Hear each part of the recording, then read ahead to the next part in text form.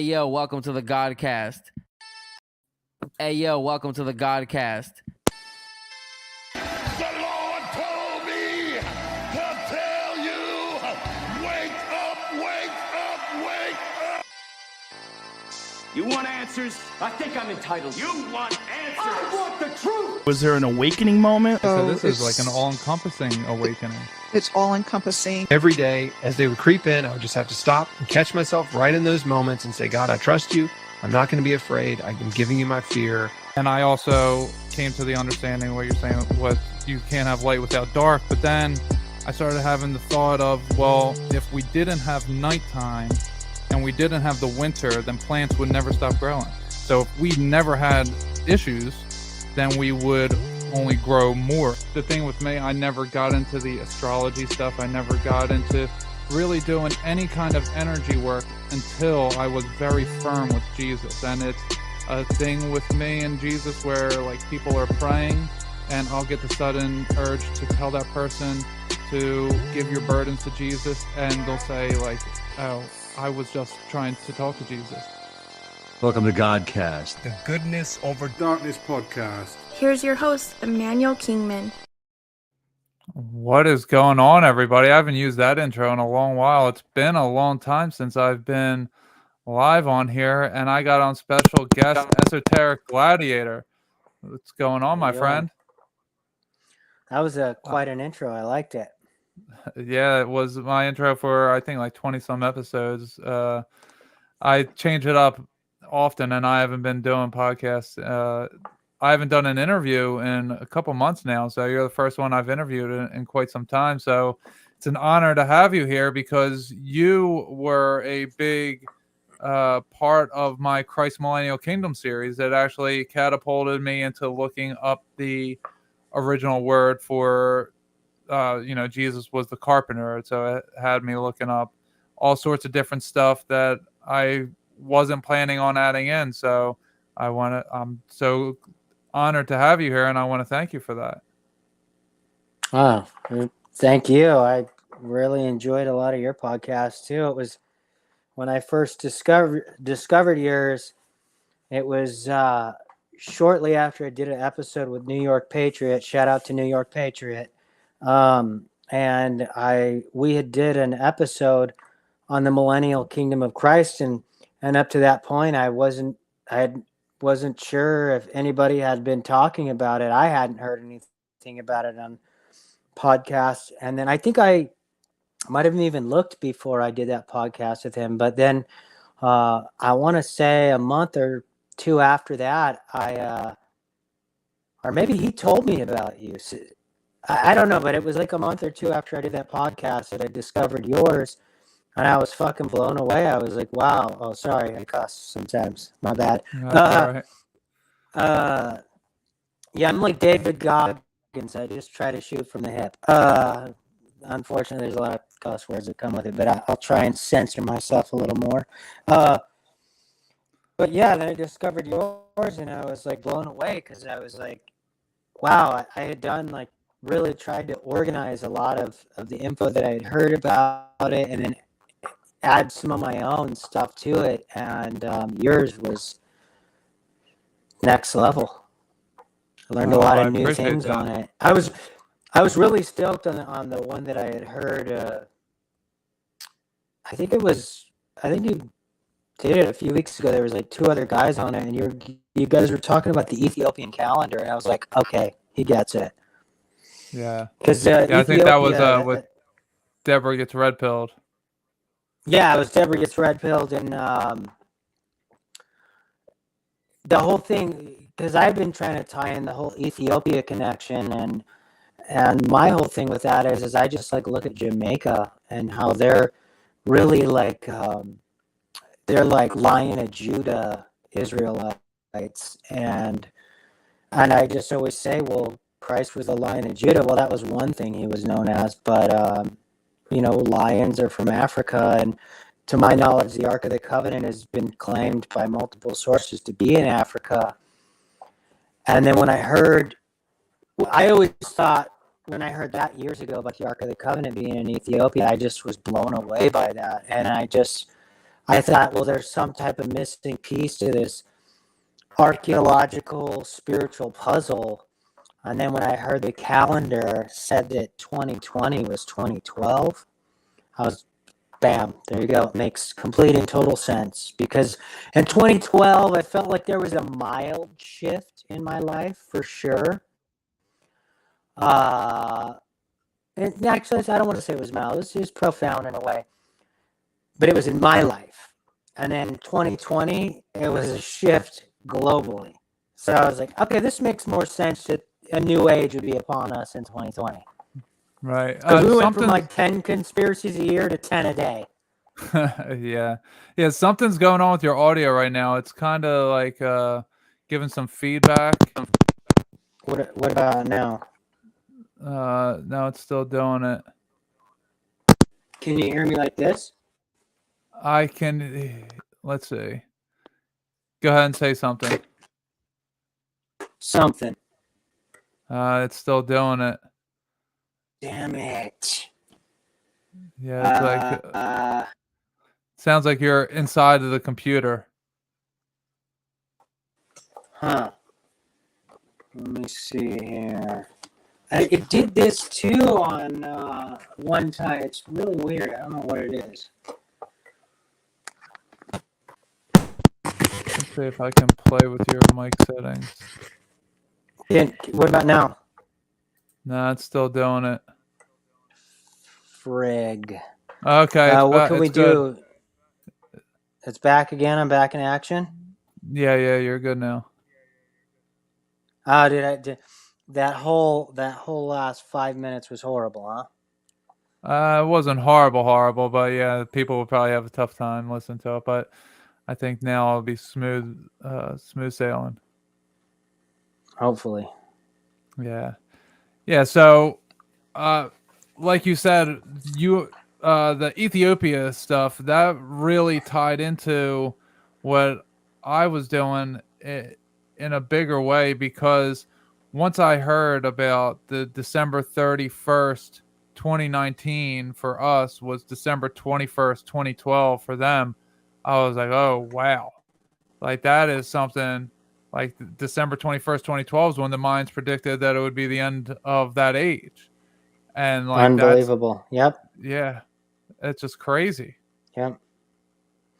Well, I was also thinking about too, like, particularly when we look at like, and we've had a little discussion before this podcast, but when we look at the people that are of this world running the show, the elites or whatever you want to call them, the satanic demonic army is what I refer to them as.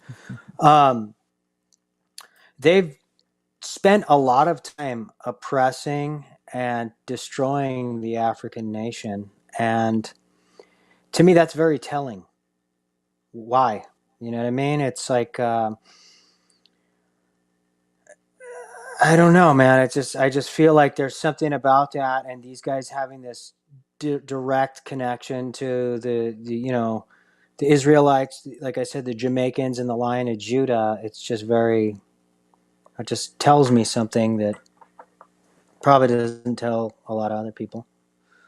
Right. It's one thing to have two pieces of information, but when you have the backdrop information that connects the two pieces of information, it's like this whole new profound thing. Like someone can know that, and this is how I heard you on New York Patriot, and this is what really helped me, was you were saying that word tectone for carpenter. Architectone, yeah. Yeah. And the Greek, it meant master builder. And like you were explaining, and you're like, it's like, of course, Christ is the creator of all things.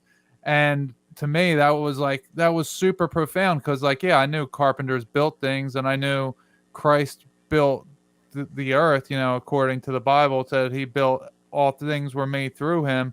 But I didn't put it together in that sense that, oh, he's the master architect of all of this. And once I had that background information, it just like, it was so profound to me. So check this out. So Christ is the master builder, right? architecton in Greek, and that might even have came from Hebrew. I don't know what Aramaic was, but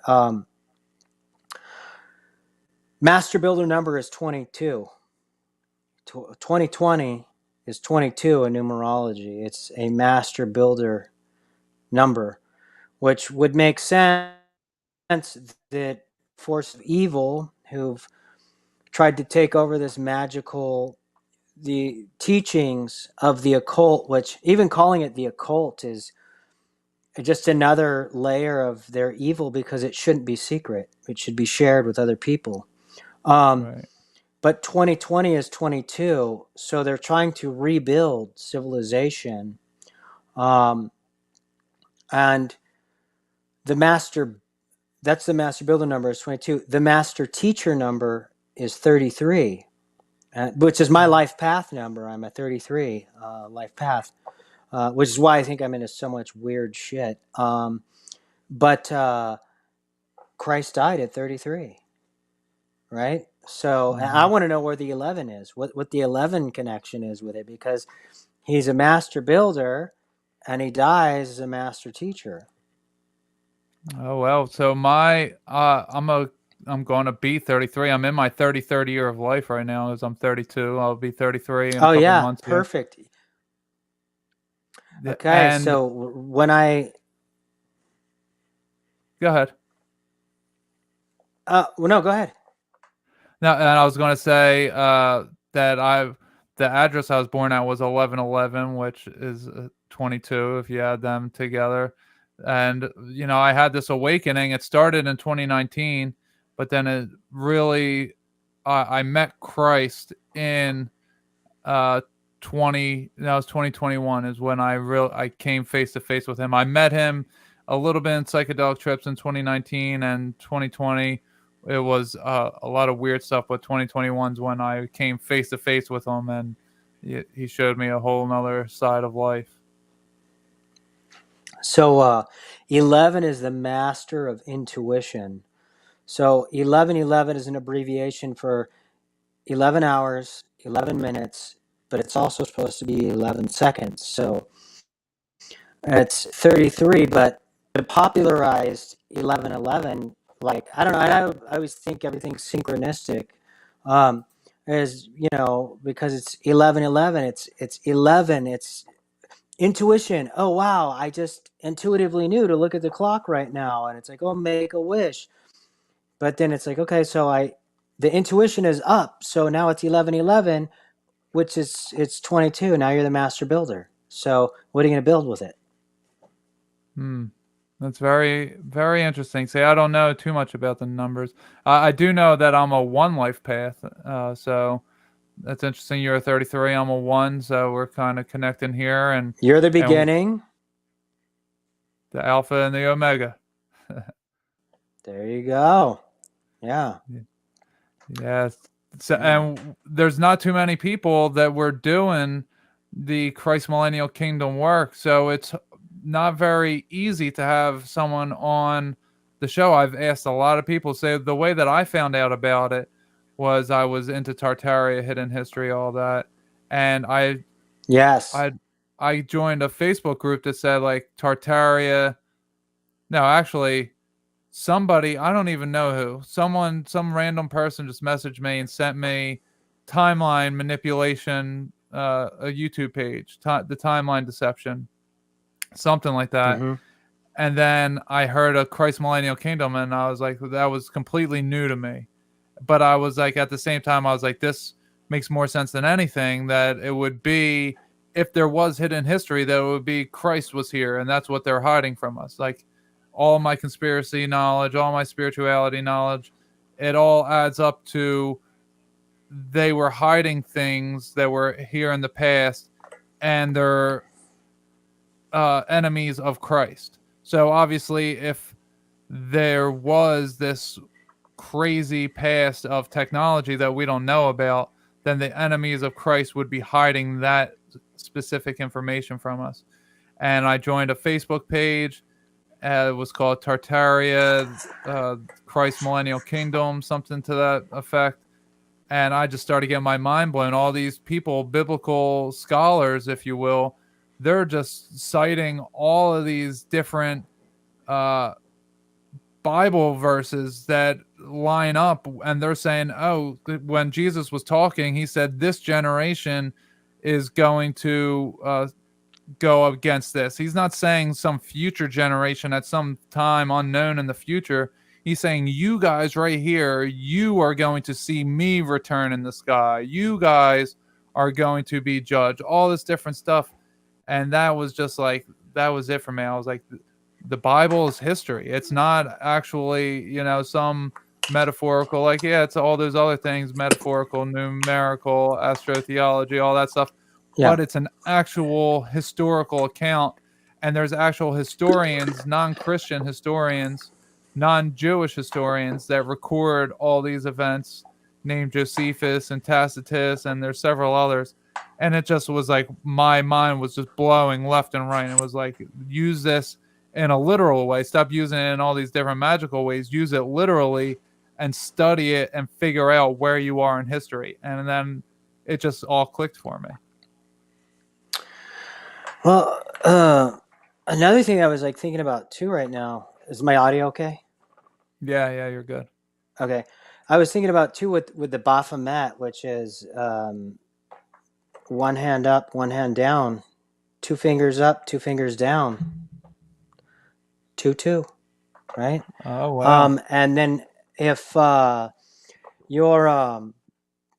like, which again, when I heard, and the crazy thing is my buddy Manuel, he's also a 33 life path. He's this black dude with dreads and a beard, and I call him Black Jesus. I've had him on my podcast. I had him multiple times on my podcast. We were good friends when I lived in Washington. He's the one that told me about the Ethiopian calendar thing. So it's funny that my buddy Black Jesus told me that. But the millennial reign thing, when I stumbled upon it, was like 6 or 7 months ago, and because I've always kind of been into architecture. I used to build like basic, American shit back in the day before I was tattooing, and I did with God, mention these coast of California and Beverly Hills, and all these amazing homes. What I thought was amazing, real architecture that when you walk inside, think I'm getting the hills. Literally, you're about to begin. Your senses are crisper. You're opened, and you're just like, you're in awe. You're blown away. Well, the mixture of me having this real life experience with this architecture and also studying a little bit of sacred architecture and ancient geomancy and things like that, and knowing why that was created, how that was created, how it was based off the elements, off numbers, off, the pi, off golden mean, Fibonacci secrets, and sacred geometry as a whole, and that it was created to carry a living vibration, which is why they built it off the principles of like the nautilus shell, the sunflower, and these other natural geometric patterns. It was created by God, and it was created to carry a living vibration, and there was a lot of domes. It was like both kind of equally masculine, feminine, like life, and the domes were feminine, and they represented the breasts or the womb, and the steeples represented the phallus, and the square shapes were masculine, and the bridges were like limbs or appendages. The doorway was a birthing canal. You walk in and out of it, and the windows were eyes. And knowing what I knew about all that, Tartaria became fascinating for me, because these buildings that they were showing us that were in America and Central and South America and Mexico and Canada and all these places, were what I saw in Spain. And I knew the way these buildings made me feel. And then you brought the bells in, which we'll get into later. Um, and the organs, knowing that the organs were, supposed to heal the organs and things like that. And that these chapels, or whatever you want to call them, I don't believe that they were ever originally erected as churches in the sense that we believe that they're Christian or Catholic or whatever. They were, to me, glorified temples, right? Like, the temple. And they were put on the meridians of the earth, which we know are the acupressure or acupuncture places of the earth.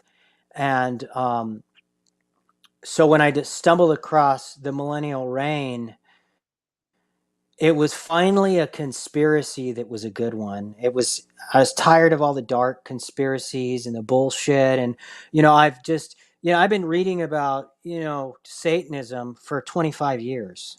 So when I really got deep into knowing about, like, what these politicians were into and these world powers were into, well, I had read about this stuff in books while I was in a prison cell 25 years before. And the one common thread wasn't, it was high schoolers killing cats and doing all this stuff. It was politicians, lawyers, doctors, police commissioners, members of the military. These were the real Satanists. And then years later, watching it all unfold, I'm like, oh shit, these books were right. It's the Vatican. It's, celebrities and all these people that are involved in this stuff. So I was over all that stuff because I've done so much stuff on that and talked about, and I'll still talk about that stuff. But when I stumbled across the Millennial Reign, it's like, wait, what? The revelation may have already happened. The apocalypse may have already started. What? Or it may have already happened. It was more positive. It was more like, oh shit, you really did choose to reincarnate at this time to be part of this whole thing and bear witness and contribute in one way or another, I guess. Yeah, I don't know. It was more like positive instead of like, oh yeah, the Ukraine war and Putin and all this world theater shit, like the Krampus Unleashed shit, right? The Krampus Unchained or whatever, right? It's like he's in my view, it's like, oh shit, they unleashed him from hell for the short season. This makes way more sense because the nations are totally deceived. Yeah, that's exactly right. When you get into it, the part that makes more sense is that it's Satan will deceive all the nations of the earth. And like that's exactly, nobody knows really anything, and everyone thinks that they have a firm grasp on history, but it's really, once you start looking into it, none of it really can hold any weight. And there's the weird time period in the 1800s where all of these things that were biblical prophecy all happened all at this all around the same time. And there's a lot of interesting things in our not too distant past that if you just take the mindset of what would it take to change people's minds the way that we are all programmed to believe that we're the best country of all time, and this is the most free anyone's ever been, and all those things. But how does that programming start just if it was only 200 years ago?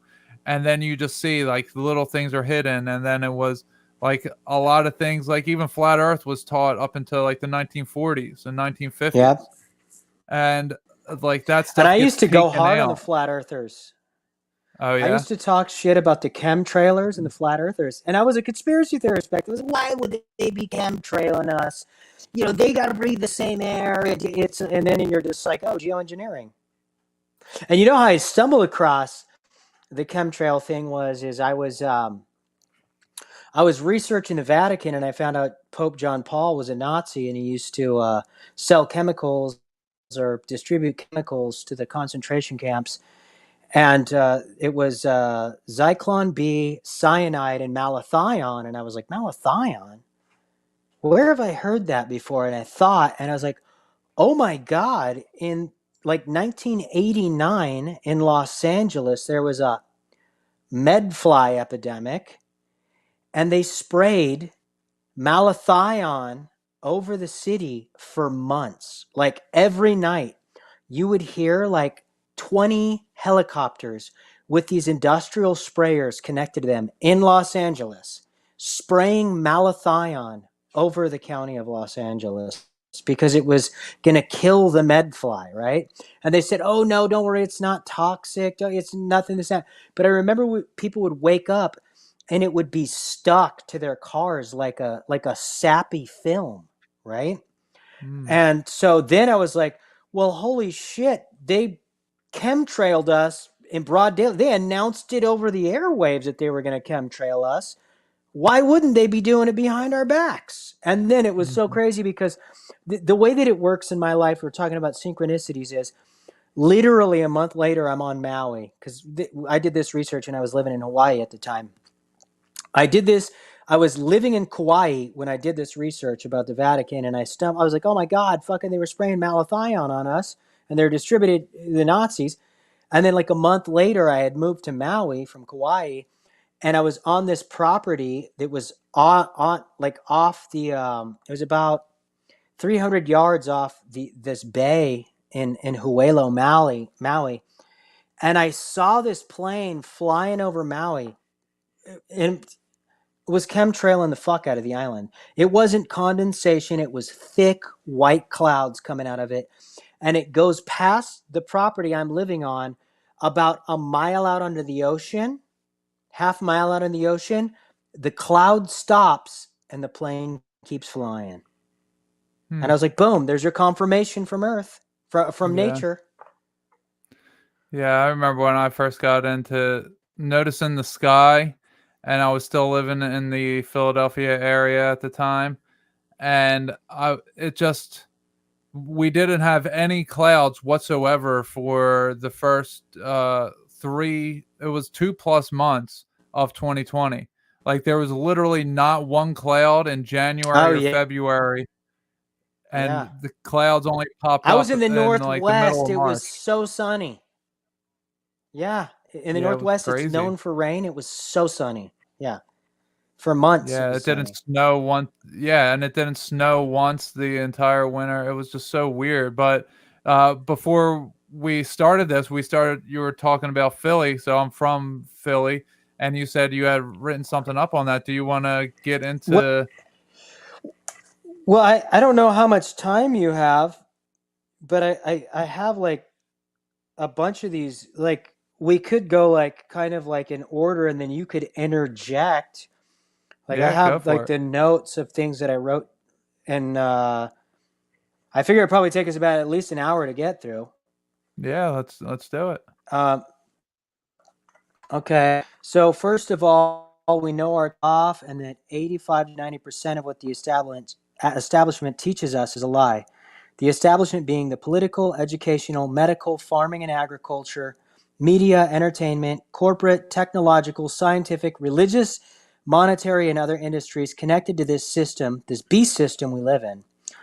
From the top down, it's all corrupted. So when people say, hey, Jeremy, do you think everyone's in on it? Do you think all of the doctors, scientists are lying? I say, no, I think all of their bosses are in on it, and that they have to be if they want to keep their livelihood and even their lifestyles. So everything is rotten to the core, which I mean, to digest massive amounts of information, mix that with my observations of natural law, patterns on Earth, and psychology, and formulate a hypothesis of my life experiences, not of what a corrupt school or television tells me. So I live my life off my life experiences at this point. And sure, I get information from external sources and things like that. We all do. But it goes through my processor, not the processor of television or school. I basically have to know myself through meditation, exercise, diet, breath work, occasional hallucinogens, I don't drink. I don't smoke pot anymore. And honorable, loving deeds. And then I can honestly say I trust my opinion. And I tend to attract like-minded people, right? You know, I don't get betrayed. You know, once in a while someone might try to pull a fast one, but I can usually see that shit coming. I had to go through hell in my early years, and it strengthened me spiritually. I trust my epiphanies and my intuitions. I trust that I was able to wade through the worst situations in life that were thrown at me and make it out alive, and in some cases come out on top. And when I say that, I grew up at, like, my big coming to was living in through the gang era in Los Angeles in the 1990s and getting incarcerated for almost 7.5 years of my life. And by the end, the last time I was in jail was for almost 6 years. I was only supposed to do 6 months, but hey, you got to do some extra shit to survive in there. So I kept accumulating time. But my last year and a half in jail was a spiritual one. The last year and a half of my time in prison was one of the best years spiritually of my life. I did art all the time. I prayed. I meditated. I did water and dry fasting, and I was at peace. But I made it out alive. And knowing who I am and seeing this system from the inside out, it's all a fucking lie. It is. And a lot of the people, they don't even know it's a lie. They don't that work for the system. They think they're doing the right thing, or they're just doing what everybody else told them, or they don't want to get alienated by their friends or their bosses or lose their job. So they're just going along with the program. If I'm looking at the present moment on this earth, I see the most incredible deception happening on all fronts, the most obvious and obnoxious mind control ever. The vast majority of our peers are total fools and give their emotions and energy freely to whatever the televised establishment tells them. There is no logic or critical thinking. It's all based off follower mentality, people having little self-awareness or self-actualization, or being at a loss with a spiritual foundation. They literally beg for their imprisonment and give their energy and money away freely to the same old tricks and people who've created those deceptions for centuries. Nothing about our current situations in the last 7 years, in particular, has been natural or organic in any way. And I'll give you examples if you want me to, unless you want to interject. No, go ahead. You're good. The political establishment is a joke. I'm not going to even waste my time going into all the lies, corruption, assassinations, money laundering, insider trading, the stock market, siphoning of our tax dollars, knowing taxation in itself is theft, prison industrial complex, military industrial complex, and false wars strong-arming countries, human trafficking, theater, and we know that the church and state are in it together. So that's all I'm going to say about politics. If you need proof, then you're not paying attention to your surrounding, and you're a dead man walking as far as I'm concerned. The religious establishments of the world, the Abrahamic religions, are all based off the same stories with alterations and still can't get along. Well, it's because the devil's in the church. I believe that Yeshua Christ, or the interpretation of this being, was a real man or being, but let's say he wasn't. If you know about energy, intentions, thoughts, and creation, he is now manifest based off the principles of the arcane and the benevolent side of the occult, which I said the occult shouldn't be secret. It should be common knowledge. It's secret so people can keep that power to themselves. If it wasn't secret, we'd be living in a better world. We know intention makes things real. The religious institutions will have you believe that their religions are the right ones and that they are the chosen ones, and that if you don't believe the way that they do, you will suffer eternal damnations. And that goes for all the Abrahamic religions, right? Mm-hmm. But for those who understand higher consciousness and spirituality, we know that if Christ returns, he will not be dividing us. He will be unifying the people of the world who lived by the principles and the teachings that he gave. Doesn't matter the facade, right? Doesn't matter. You know, Jesus isn't a sporting team. It's not like I'm saying, oh, I love the Lakers. Is Kobe Bryant paying my rent? No, right? Right. Like, get out there on the court and play basketball. As the Right. Bible itself states in Genesis 1:26, then God said, "Let us make man in our image, after our likeness." Who is us? Is that the Hebrew Elohim, which is plural for gods? Is that the Anunnaki of the Sumerians, Babylonians, and Assyrians? Is it the Titans of the Greeks? Is it the giants of the Norse history known as the Jotnar? Could it also be the deities of the Hindus or the Roman gods, where we get the names of the planets, or possibly the Mesoamerican deities aligned with Quetzalcoatl? I don't know, and actually it's not Quetzalcoatl, it's actually pronounced Quetzalcoatl in Nahuatl. But I call it Quetzalcoatl because nobody understands what I'm talking about if I say Quetzalcoatl. I don't know, but it's particular that all over the world, the legends of all these religions seem to have a similar story. And I would be pressed to believe that that same could be said in the higher teachings of these religions, as it says in the Bible in Luke 17:20. Jesus says, "The kingdom of God does not come with observation, nor will they say, 'See here,' or 'See there,' for indeed the kingdom of God is within you." But even though I reference the Bible, I know that it's been translated through multiple languages and rewritten by multiple people and the papacy as well as the monarchs, that they have left things out or put things in, as well as the entries of the word placed in that were lost in translation. This is where you come in, because you know about the Dead Sea Scrolls. And you know about the Nag Hammadi and the Book of Enoch. You've done lectures on that stuff.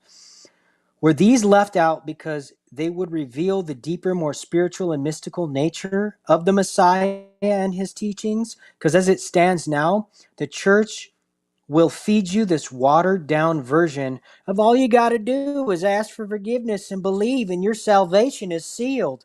But natural law doesn't work that way. And being that natural law is God's law, nothing comes with ease in life, right? Like I can't say, I believe in gardens, and next thing you know, I'm going to have everything, my yard's going to be blossoming, right? I believe, right? I that's not going to happen. So Right. Could great, you I believe, but yeah, this is where I knew you were going to interject. Go ahead. Take it away. okay. So first I wanted to touch on what you were saying with Genesis, where it says, "Let us make man in our image." To me, that I would call that the fallen angels. So the way that I say it, the fallen angels from the Christianity perspective are the same as the Roman gods and the Egyptian gods and Yes. Sumerian. All That's that's why, all. Yeah, it's all one and the same. Now, for them at that time, God is, or just Elohim, the singular El, is the culmination of all these Elohim, that they are all aspects of God together, and they don't see God the archetypes. Father. Well, so this is how I'm just describing it for the way that I kind of say it, is that they were all aspects of him. They're all personalities of him, and they can't see that they're all just one piece of God, that they all are the culmination of him. So they think that God isn't with them because they don't physically see God, but they are physically seeing God by seeing all of each other. So all of them conversing with each other, they are the Elohim. They are all the pieces of God. And they wanted to make man in their image, exactly as it said, in a physical form. They wanted to have their traits. When it says in the Bible that we're made in God's image, God's invisible, so his image isn't of this world. It's not material. His image is the love and kindness and compassion and the traits that That's we the spirit, have within ourselves. Yeah, exactly. And that's what it means to have the image of God and to make God in their image. Like they were all putting in their different aspects of themselves. Now, at some point, they became corrupted, but at that point, they weren't fallen. They were God's children who were doing God's will by instilling. All of them were instilling their aspects into everybody, all the humans that were made. But man, the physical creatures already existed. They were just manipulated into having spirit within them because at that time they didn't have spirit within them. It was a much different creation than what we are here today. And a lot of people, we don't look at things based on how they were. We look at things based on how we understand them, and we try to make things fit our understanding rather than go understand from a blank slate. And all the information that I've gathered has really taught me that it wasn't until Jesus died on the cross or Yeshua died on the cross, that then the spirit could be spread out amongst all of us so that we all may know God within ourselves. Because before that, we didn't have the capacity because we were only physical creation. So and that's a whole other discussion, but and there was another part of what you were just saying. I forget, what was the last piece that you said before I jumped in? I was talking about how the papacy and monarchs had altered the Bible from, they had removed specific books and they had added things which, like we had talked about earlier, like, the church, astrology is evil and this is evil and that's evil. And I'm like, well, yeah, but if it's evil, then why did God create that? And why does so much of it line up and make so much sense? And also, why wouldn't they want to keep these teachings to themselves? Again, it's the occult. They're taking it and they're trying to keep that information for themselves. And on top of it, when they try to keep that information for themselves, when they find out they can't keep it for themselves, they try to pervert the information so we get a misinterpretation of what that tool or that law of God is, right? So, like we were talking about earlier, but there's lunar cycles a year, right? They have leap year, they have daylight savings. They're constantly trying to throw us off our circadian rhythms and this connection to the sky clock, right? So I was very resistant when I heard, because I've been into astrology for so long, that there was 13 signs. I was like, yeah, right. Then I learned about how to plant from the cycles of the moon. You get your seeds in the ground on new moon and you harvest after full moon. And then I was like, oh, well, shit, if there's 13 moons, there, because if the sun is in this, the moon is in that. Well, there you go. Yeah.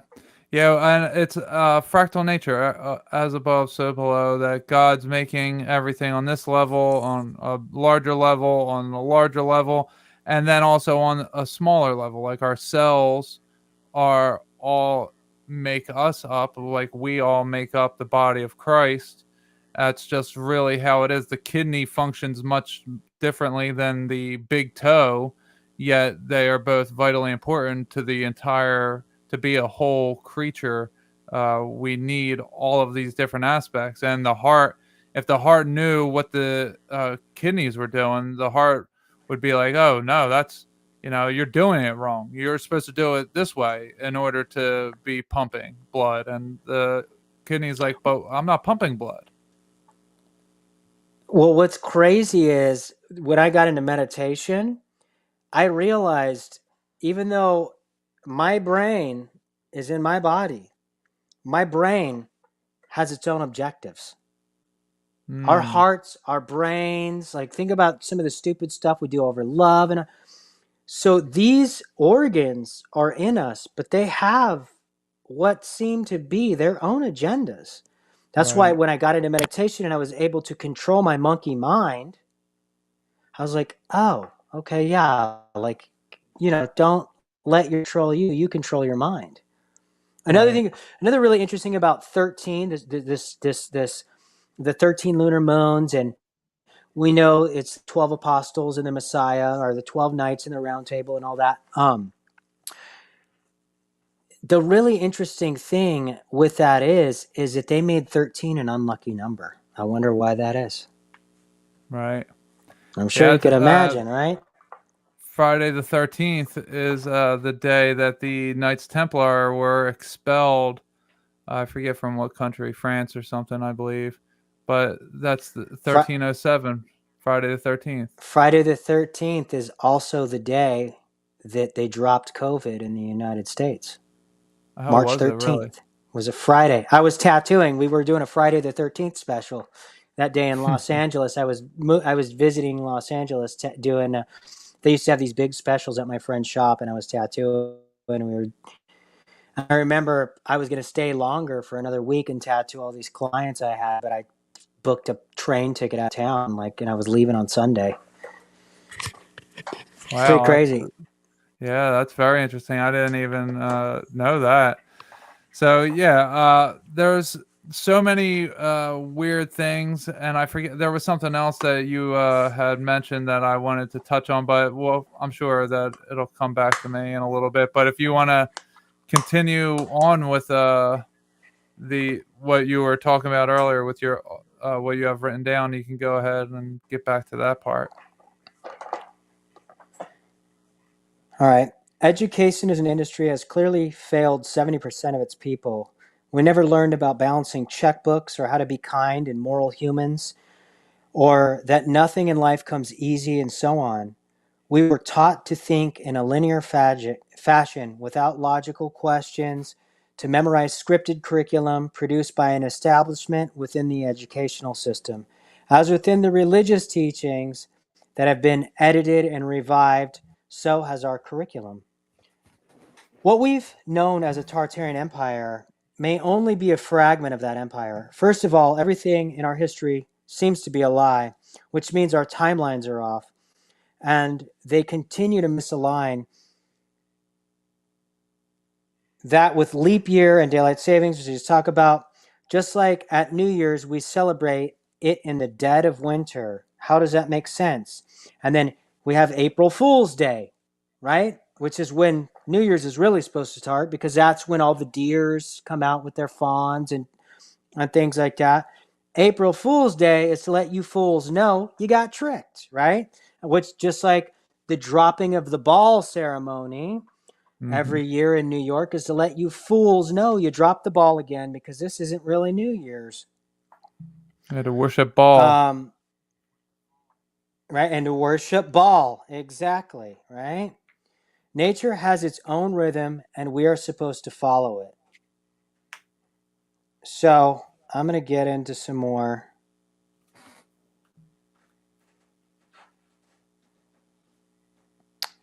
All right, let's get into this millennial stuff. Geometrically perfect architecture all over the world in old European style. Not to say it was built by only Europeans, or that the knowledge for these structures came from white Europeans, right? That's the first thing. This architecture was all built on the meridians of the earth, in most cases reflecting the positions of the heavens above, right? Like the Great Pyramids, the shape of Orion, and so on, right? As above, so below. And we'll just continue. The foundations of ancient architecture and geomancy are masculine and feminine. The Hopi prophecies, the four races, prophesizes the four races. The Hopi are the American Indian. There is architecture from all of the races in America pre-Columbus. They had knowledge of all races here in America, even artifacts from them pre-Columbus. Vikings were here, Egyptian ruins in the Grand Canyon.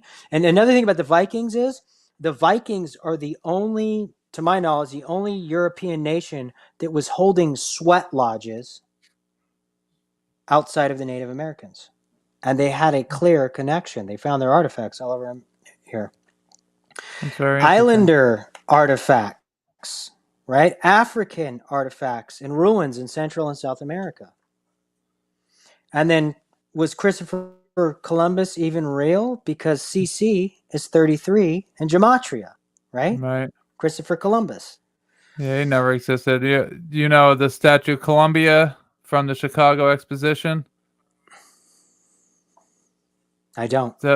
1892, 400 years exactly after Columbus discovered America, the Chicago World Fair had this big statue of the Greek god Columbia, which is Columbia Records, Columbia Pictures, which is the Statue of Liberty, British Columbia. Yeah. Yep. District of Columbia. It's all related. And we talked this early. In Hebrew and Greek, Christ was referred to as architekton, or master builder. The two floods in the Bible have been spoken of globally throughout all religions, one in the time of Noah and the other in the book of Revelation. Am I correct on that? I don't think the Isn't book there of Revelation two mentions floods in the Bible? I think only one. Well, okay, so because I get a pretty sure that somebody was reading a passage about the natural disasters in the book of Revelation, and if there was a second flood, was that the Tartarian mud flood, or the Tartarian, whatever that means? Well, there is like things like saying that the mountain shall melt like wax, and that it would be heated up. That maybe they were just referring to a mud flood. It doesn't specifically say a mud flood, but that is kind of the takeaway. Once you understand what a mud flood is, you're like, oh, okay, melting like wax. That's mountains melting like wax would be a mud flood. Yeah. Well, that, and then you have Kontiki Viracocha, the god of not only, the god of the Incans, but also other people knew him as Kukulkan, and there was other interpretations of him south. They believe that he created all of South America and the architecture in that area, and taught them farming and agriculture and how to live a righteous life, because the first flood had destroyed everything and they were living like wild dogs out there, fighting. And then Tiki Viracocha shows up, and he's teaching. He shows up walking across water, in robes with a beard and long hair, carrying a tablet, teaching, morality, love, healing, truth, wearing a golden crown, professing the light of the sun, and helped build Machu Picchu and other things in that area. And when angered by neighboring tribes who didn't heed his word, he melted the mountains like wax over there, which I found really interesting. And when he left, and I'm missing a bunch of stuff right now, when he left, he walked across the Pacific towards the Hawaiian Islands. And then you got in Hawaii, you have tiki, which, to my knowledge, after living in Hawaii, when I had asked, well, who is tiki? One of the Hawaiians had told me, well, tiki is basically the Hawaiian Jesus. So I thought that was really interesting. And the mountains melting like wax in the Bible were in Psalms 97:5 and Micah 1:4. That's also in Enoch. It's in Enoch. Okay. Yeah, all three of those. So we talked about the Ethiopian calendar already, right? On the line a of little Judah. bit. We did that on the on this the Godcast, right? Yeah, we started it that way. Okay, we've gone through that. Revelation. Okay, here's another trippy thing. You might already know about this. In Revelations 8:12, it says a third of the moon went dark. And then if you look at the moon in the sky right now, a third of it looks dark. Right? Mm-hmm.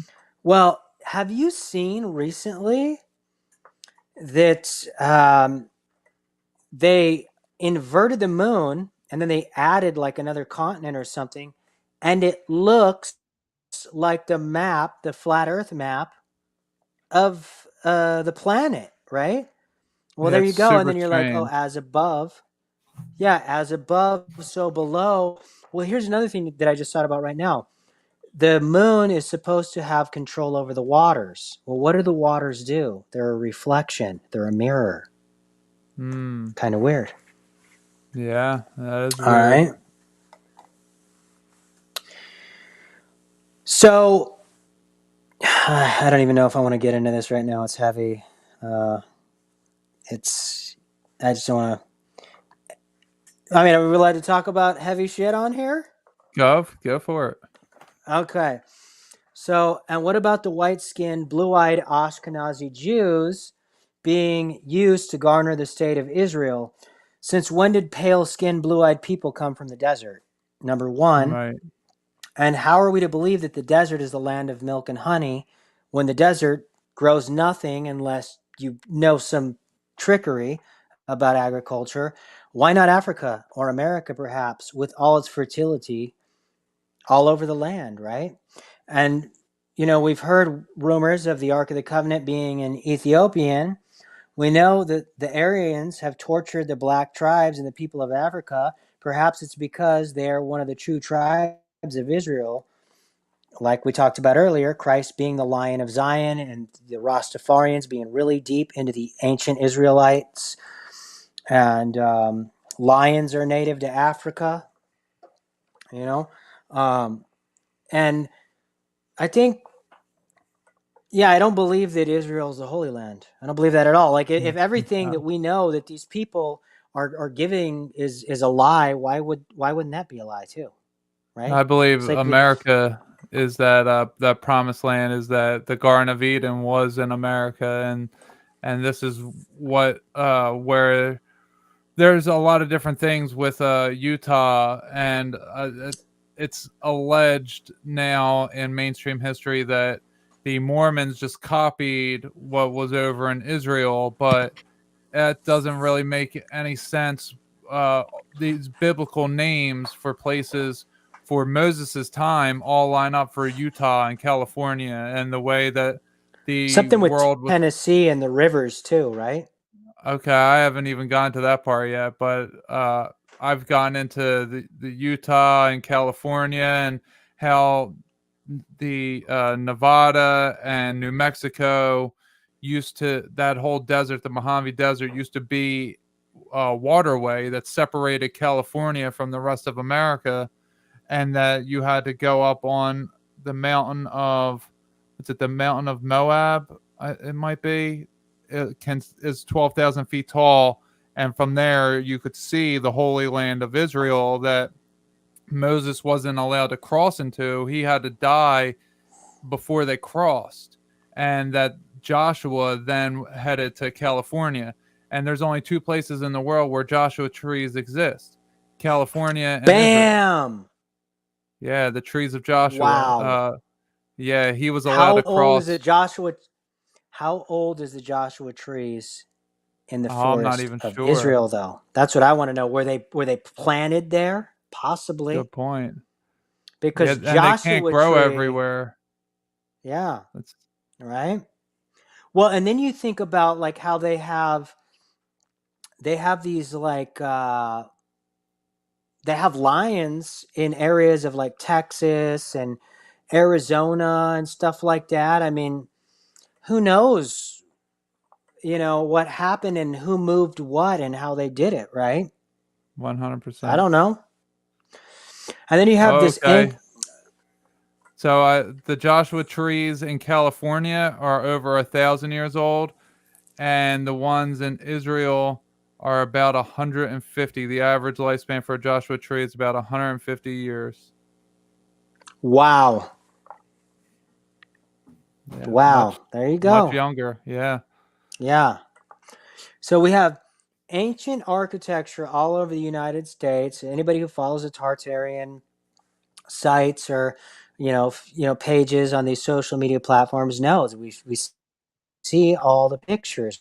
Well, me being in 15 different states in the last 9 months, see a lot of these temples, right? I call them temples. To me, they're not churches. They got stolen by the churches, by the religions, right? And what? In the late 1800s, early 1900s, all these massive fires happen all across the United States, and they burn down things like granite and quartz and marble and all brick and all these things that are like usually unburnable. Now people could say, and it looks like a bomb goes off in these buildings, right? Now it's true if you heat specific stones, unless it's lava rock, which you can heat till it's red hot and nothing will happen. Eventually they crack too. But a lot of other stones, they will crack and explode and pop, right? If they're heated to a certain extent, right? But what the hell do you have to have in these buildings to make them do that? Like, what do you got? Some tables, some wooden tables? I'm not going to do that to these buildings. These buildings looked like they were like Berlin in World War II.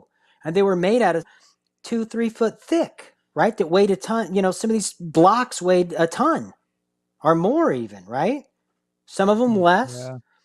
But it's just really weird that all the states, all the big cities across the states, around the same time the World Fair's going, where they're teaching this alternative history to all these trust fund children and these, what would be like the modern liberal, if you will, the scholars and the intellects, which are, I don't even want to call them idiots. They are, right? They're hellbent on this scientific atheist education is everything thing. They're stuck in the now. They don't think about eternity. They're just stuck in the present moment.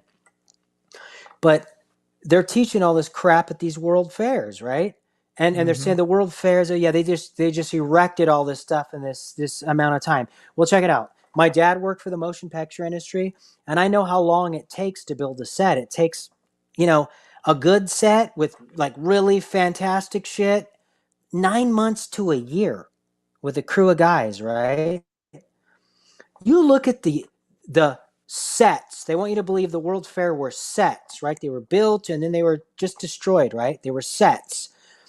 In 9 months, they built replicas of masterpiece sacred geometrical architecture in 9 months.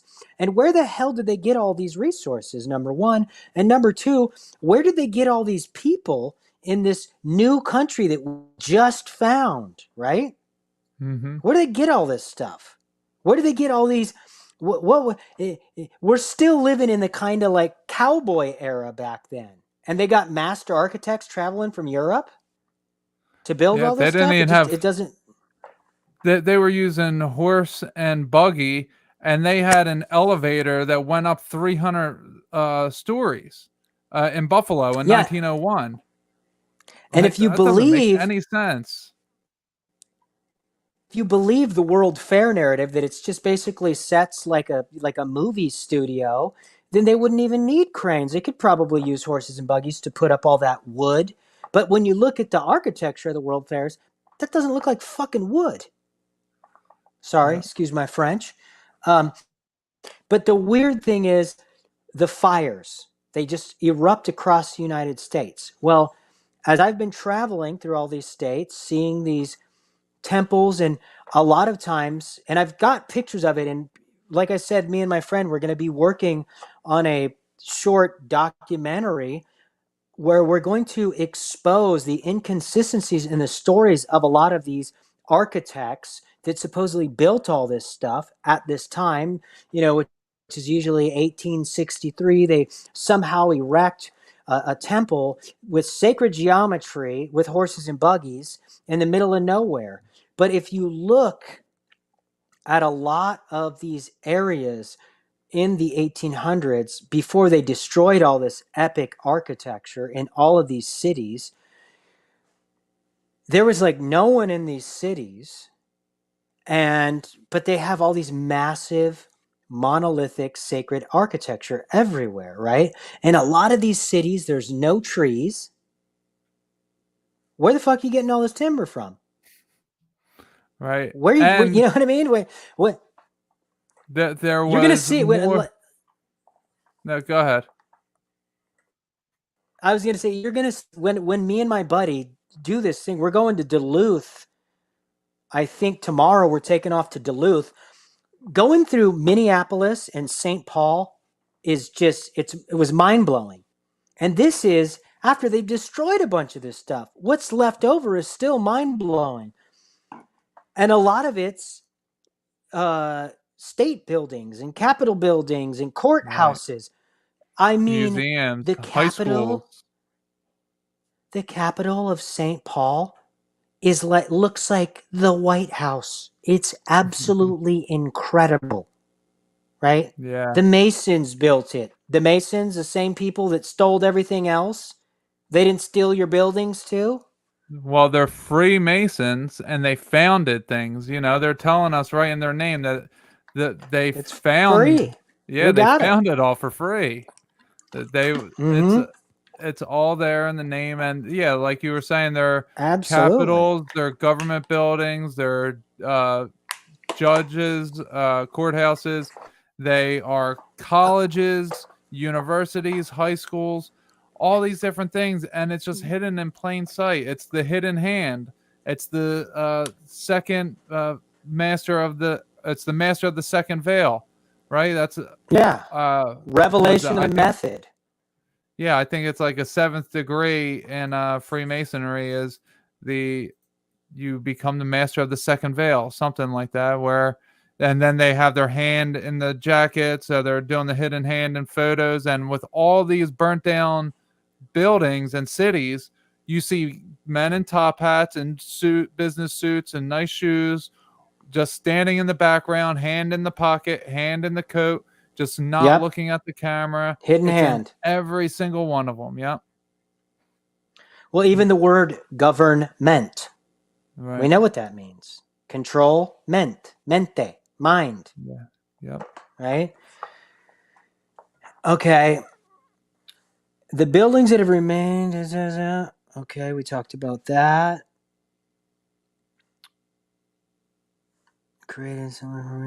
Okay, let's also keep in mind that a lot of the layout for these buildings is created in a similar formation to sound frequencies, and I'm going to get into that later. Like if you put I'll just wait. I'll save that. Okay. Well, I'm just going to go down right now. I'll read you what I wrote today, and then we can continue on. There's videos. So I wrote this today when I found out we were going to do this podcast tonight. So, ladies and gentlemen, this is hot off the press from the ramblings of a madman. There's videos of black and white pictures full of massive bells and scrapyards by the hundreds from what I believe to be early to mid 1800s. The bells carry a vibration. And what about the Philadelphia Liberty Bell that has a crack in it? What does that symbolize?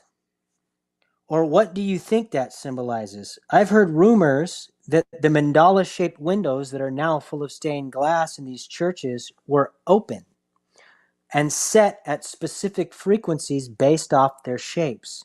And you can see that play out in a blackboard sound experiment where they rest a blackboard on top of a speaker. I've done this. My friend here, now we did this 12 years ago in Los Angeles. We were doing this just to do it. We had no idea all this was going to come together later in life, right? It's crazy. Started at the bottom, now we're here.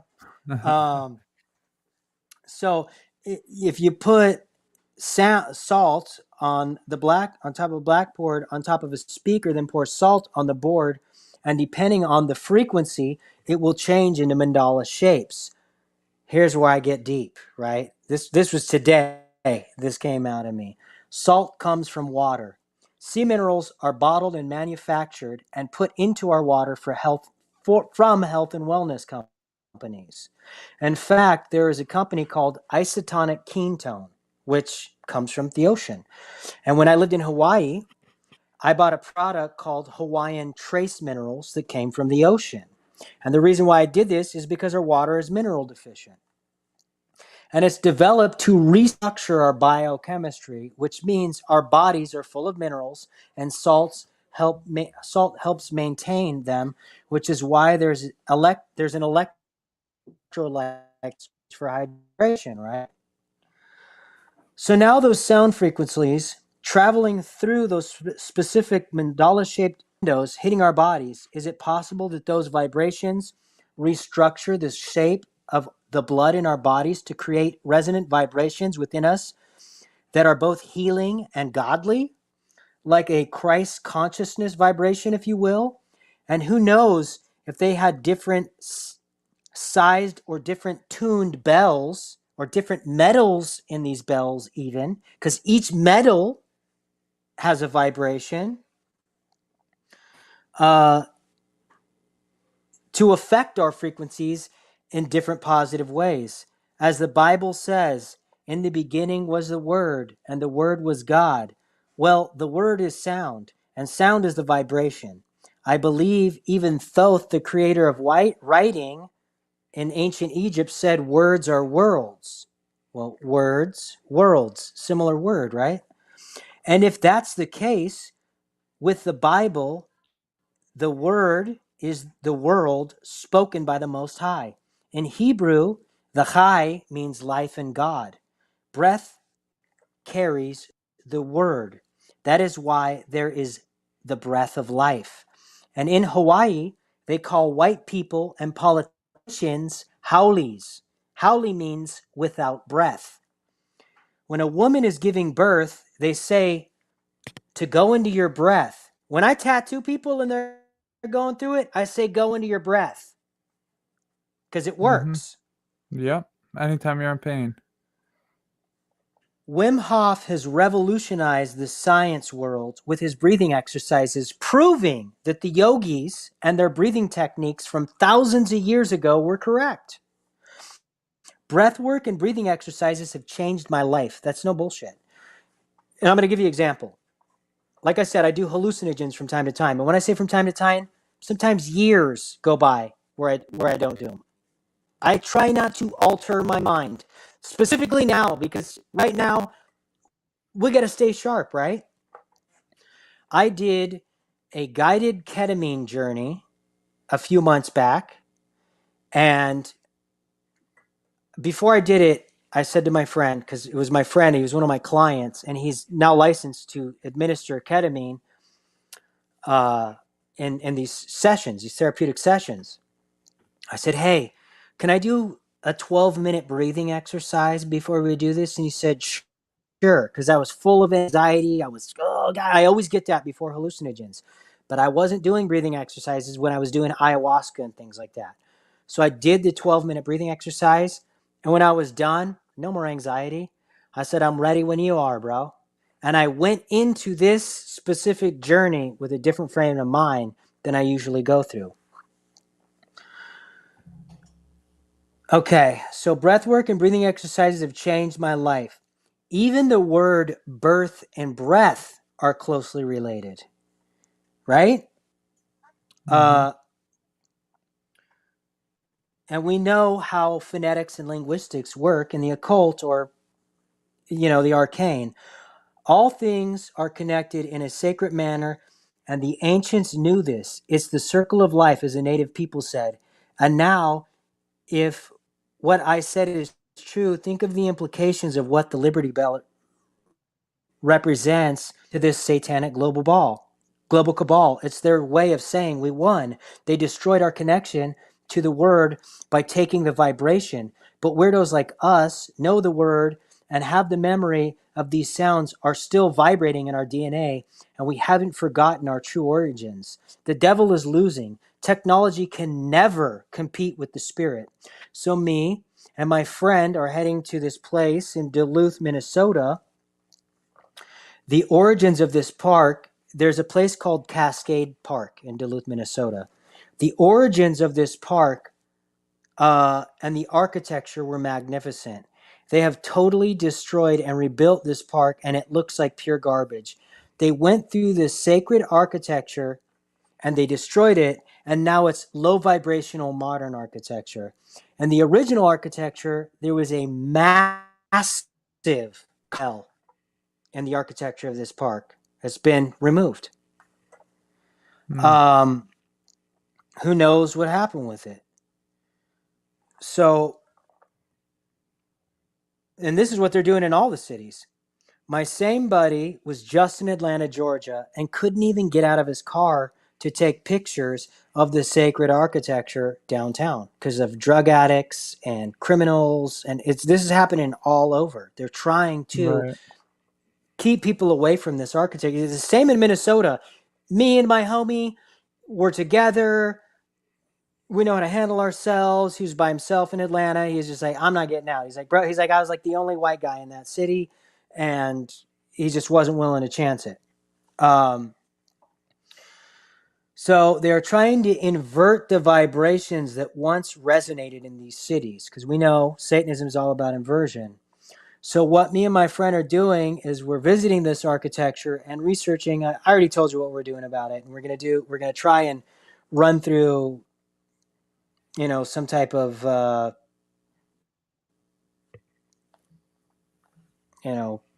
documentary and break down, the false narratives of who these architects were and timelines and all that stuff. Yeah. Can I hop in with the Liberty Bell with the bells that you're talking about real quick? Absolutely. Yeah. Okay. So if you take the bell shape, well, first let me ask you: do you believe that we're in a firmament, that we have some kind of energetic 100%? force?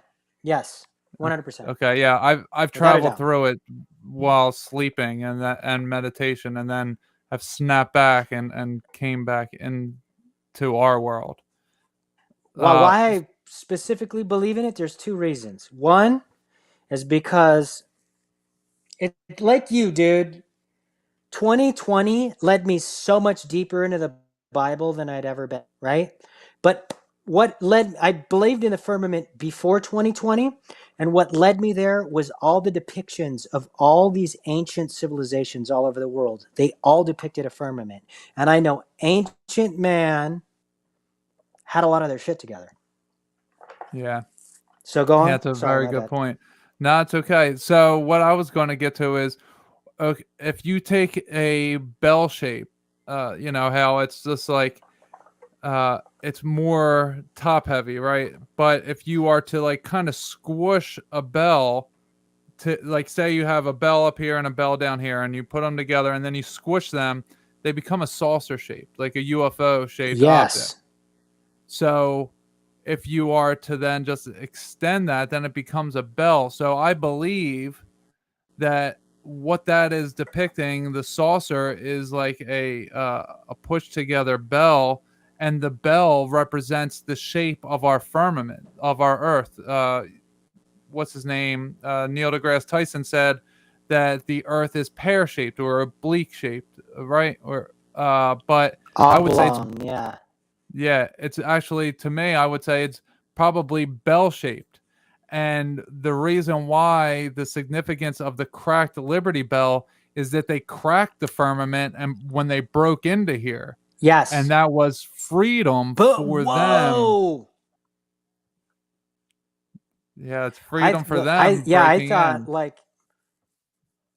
thought it was just them trying to say, look, we won. We destroyed God's vibration. We destroyed your sacred temples. The vibrational field. There's always multiple things. Right, of course. Now, do you know anything about the orphan trains? Because I don't know a lot about that. Oh, yeah.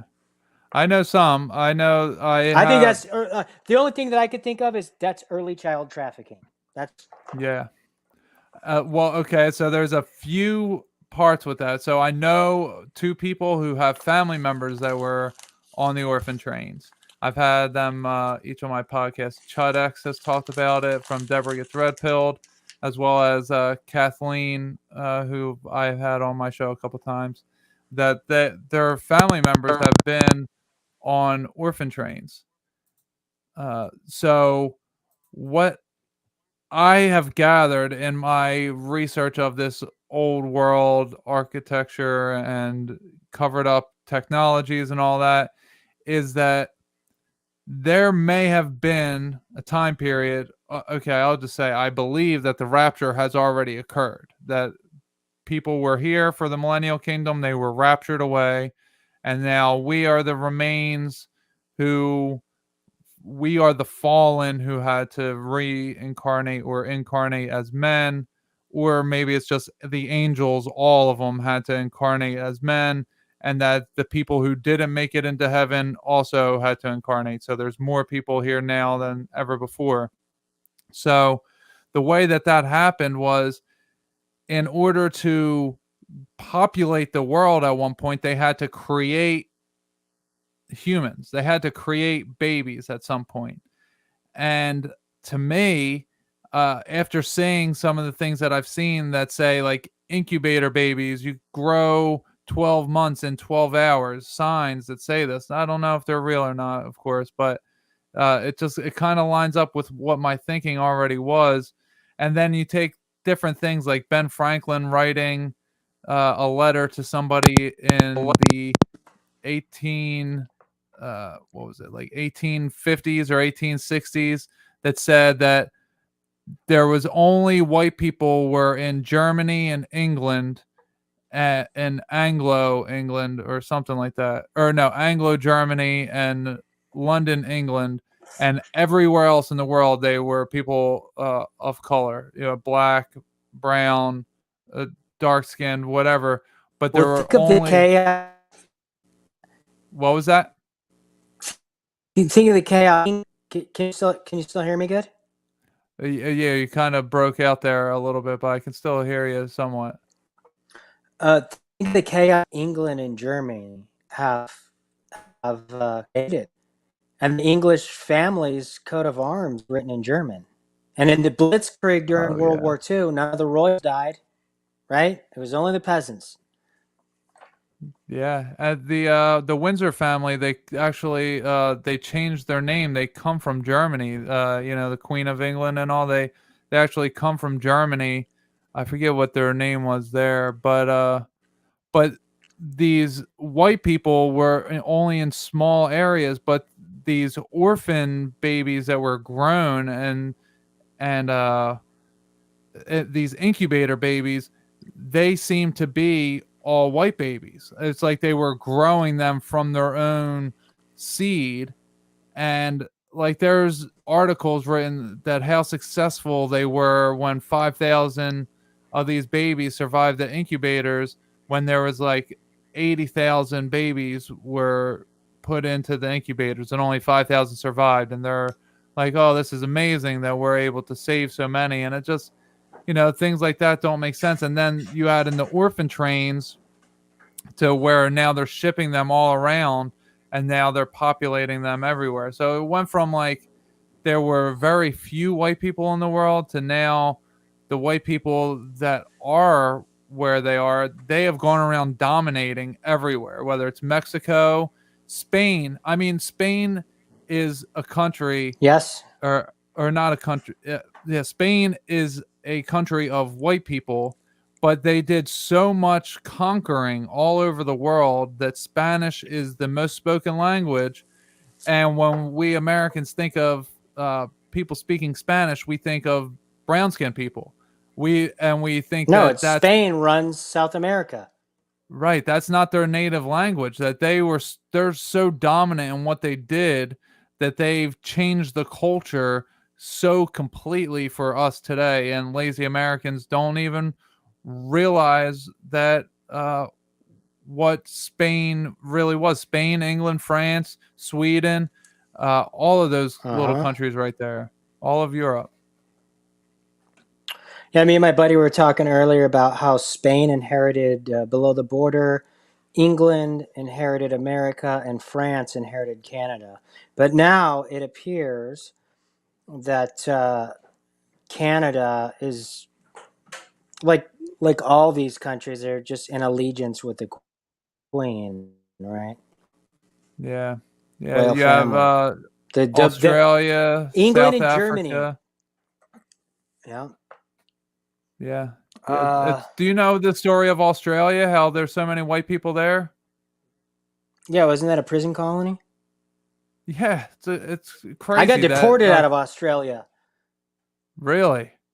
18 years ago. I knew 18 years ago Australia was a police state. I'm not surprised at all by what happened during COVID. Yeah, it's just craziness.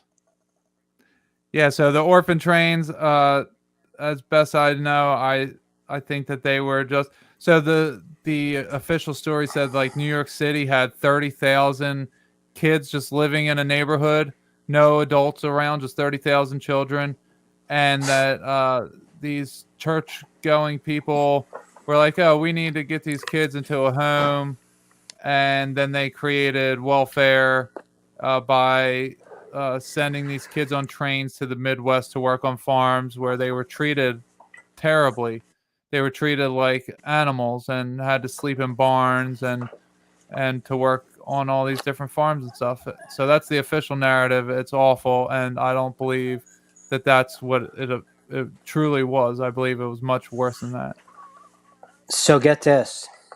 Out here in Minnesota and St. Paul, but particularly in Minneapolis, I went to the graveyard in Minneapolis and I started photographing the headstones. And what I noticed is the headstones with the occult, the obelisks and the phallus of Baal, all the Masonic, they were put on mountains in the center of the cemetery, and around them were all the people with the Christian and Catholic symbols, but they were lower, as if to say these people were above these people, right?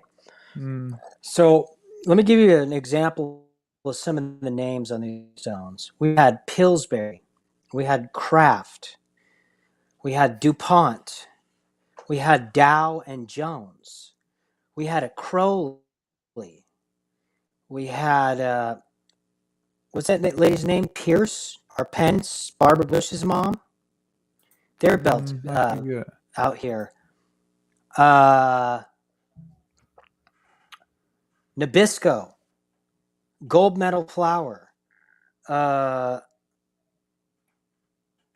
mean, the list. There's so many more. The last names of the people built in high places. The last names of celebrities and politicians. The people that started the original corporations in America, it all started out here where I'm at right now. And I'd never been here. So and I'm going to put a lot of this, I'm eventually going to do something with all this footage that I took. It's crazy. The people that started this, the old money families of America, they all started here.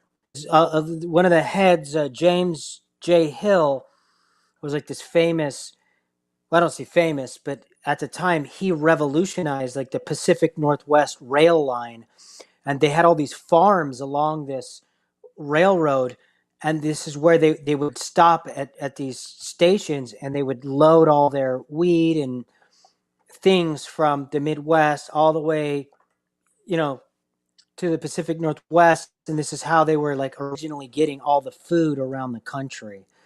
And now all these same family that made all their money off this country are ironically the same people that are trying to destroy it.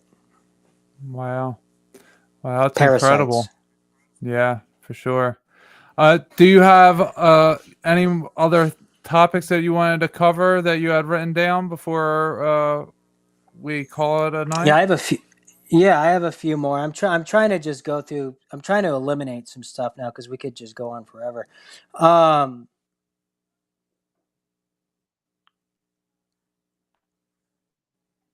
mean, shit. We had Satan Unchained, right? Unleashed on the earth to the deception, and then you have the Krampus pictures. You know what I'm talking about? Yep. Yeah, I have them in my series as well. Where the Statue devils, of Liberty too. Yeah. Okay. Yeah. Statue of Liberty. But what is the statue? Is that? I thought that was Semiramis or the Whore of Babylon, or Trans. Come on, that ain't a girl, I think, dude. Yeah, no, I think it's Lucifer. I think, or Mithras is depicted the same way. It's actually the creators of it said that they use Mithras as the mold or like the model that they were making it after. But yeah, it's unchained. It came from France, where France, like you were just saying, so Krampus is from Germany, but it looks just like Baphomet, and Baphomet is a French word. Yeah, and it's all linked together in that in those little areas of the world, France and Germany, with America.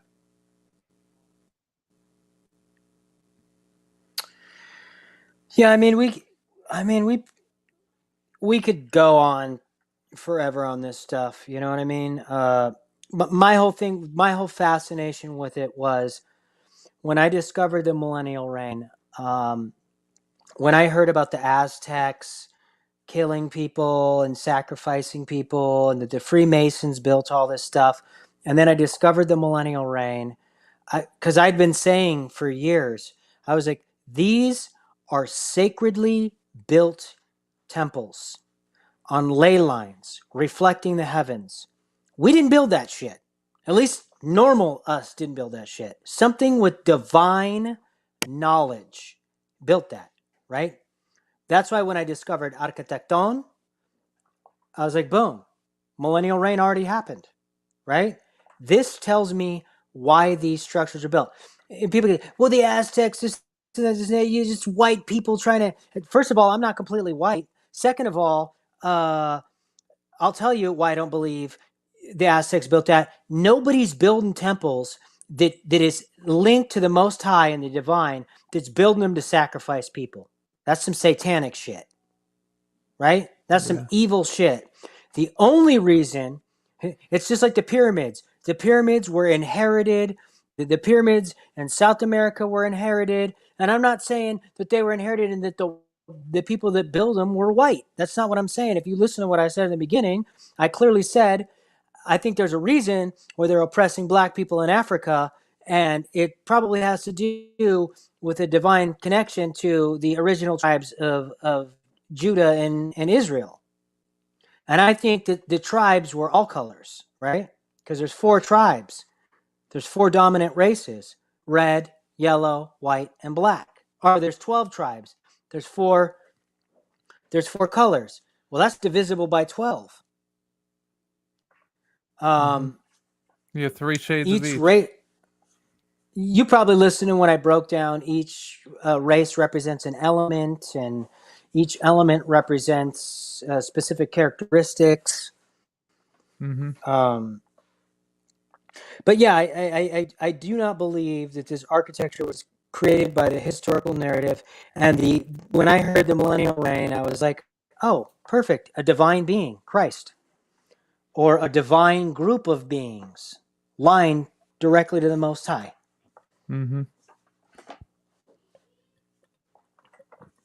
Yeah, it makes more sense than anything else. Tartaria. It really does. Yeah, the Tartaria stuff. And then you get into the name Tartaria. Tartarus is the name of the Greek word for hell, a specific pocket of hell that the fallen angels were sent into. And the Greek suffix ia means belonging to or a state of. So if you have Tartaria ending in ia, well, it's the state of Tartar. With Tartar would be Tartarus. You know, that they were released from the pit, and that they are created their version of Tartarus on Earth and called it Tartaria. You know, the Grand Tartary, or whatever names they would be, Tartary, Grand Tartary, Tartaria. However it is, you know, it's all in the name itself. I think too, like this topic, the millennial reign, I don't know. Have you heard other podcasters doing stuff on the millennial reign? No, you have to really, okay. So as far as what I've looked into, I've found a lot on YouTube, a lot of really good videos on YouTube that I couldn't recite at the time, because this was like during my initial studies is when I was researching all this. There was a lot of good stuff on there with the coins being manipulated, with the I now being turned into the number 1. J. A lot of adding the letter M in Roman numerals adds 1,000 years on something. if you put that in front Yes. of it. Yeah, there's a lot of different stuff with that. But as far as, and then the Christians, they just think that if we say it's Christ's millennial kingdom, they're like, oh, that's a preterist view. And when I first heard that, I'm like, I have no idea what that means, but I know they don't believe what I believe. Like, I've never heard anyone talk about that we're in Satan's short season, you know, as far as podcasts go, nobody else talks about it. Even people who fringely look into it, they don't talk about it. It's something that it takes somebody who has, firstly, has the gumption to talk about Christ in a positive way, because as soon as you do that, then you kind of get pushed aside a little bit. So a lot of people don't want to do that. And also, people want to keep the mysterious, like, oh, look at this great ancient technology that we had, and this and that, and they don't want to apply it correctly, because if they do that, then you can see that the Bible is a true history book, and then there's, that gets in, it gets into things that people don't want to change their lives in certain ways. So it really, people want to stay away from that, and the Christians are really terrified because they've been programmed to believe that the rapture is going to save them from the evil times, and that they're good people, and that if they just keep plugging away, they're going to be saved. And it's, no, we're beyond the rapture. We're at a very specific point in time in history that you haven't been taught about in your Bible, because it's only in the book of Revelation, and there's a few mentions of it, and that's it. But it's greatly fascinating, and once you have the capacity to understand all of the different aspects, and that's why I did an 8-part series, and it's still not enough parts. There's still so much more that I could do. I right off the top of my head, I could do like 3 different parts, but I just don't have the time for it right now. But once you have the capacity to fully understand any one of those parts, then you can really absorb it all. And once your mind starts wandering down this path, you know as well as I do that God gives you revelation after revelation, and it's just like, oh, yep, that makes sense, that makes sense, that makes sense. And it's like, I can't look at life any other way now. Well, it's also really interesting too, like the church and the establishment did such a good job to just water down and turn the interpretation of Christ into some basic white bitch, that fucking live, you know what I mean? You know what I mean, right? That's just it's like there's no mysticism, there's no spirit, there's nothing.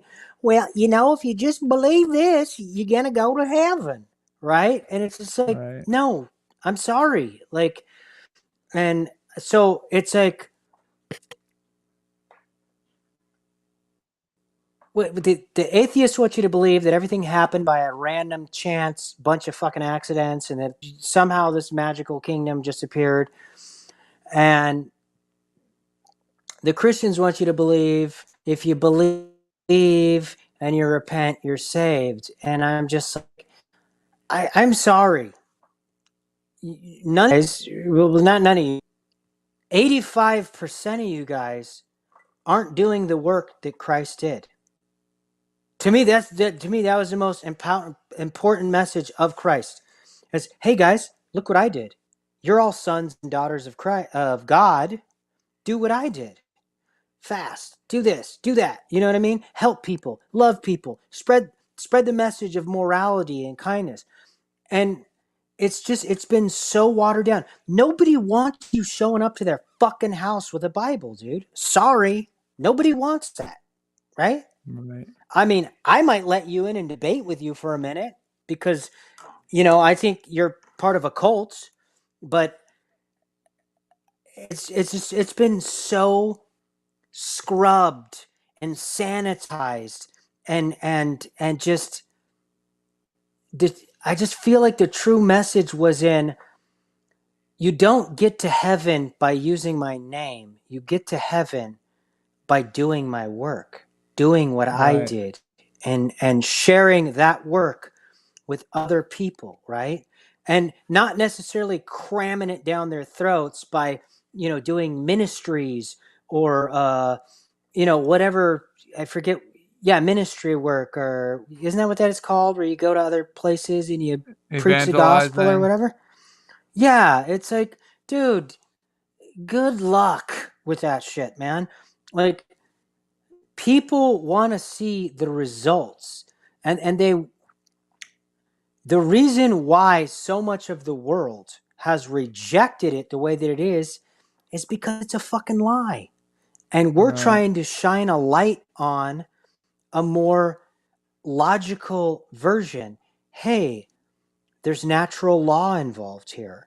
Hey, meditation is involved. Hey, maybe a lot of these different people that are doing a lot of these different practices might be onto something. They might say wasn't there like a connection between the name Hare Krishna and Jesus Christ even?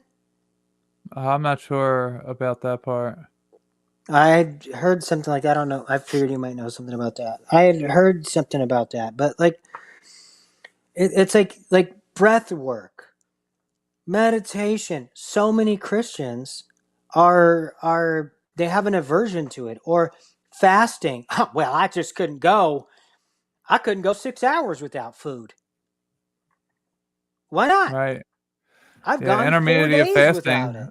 Yeah, intermediate fasting is I've something that got me in great shape, and I taught myself how to act like a normal person when I'm hungry, and not to be, hangry isn't a thing that happens to me. I'm able to control my hunger. I actually remember now what I had lost way earlier when we were talking. So when you're talking about belief and faith and repentance, what so just for anyone who doesn't know, a little background. I was someone who was a drug addict, and I was in prison. I know you talked about that you were in prison earlier, and where we are now and the people that we are now, the things that we do now, that's true repentance. That you can't just say the words like I repent and then go back and do it. And the same works for belief and faith. actions speak louder than words.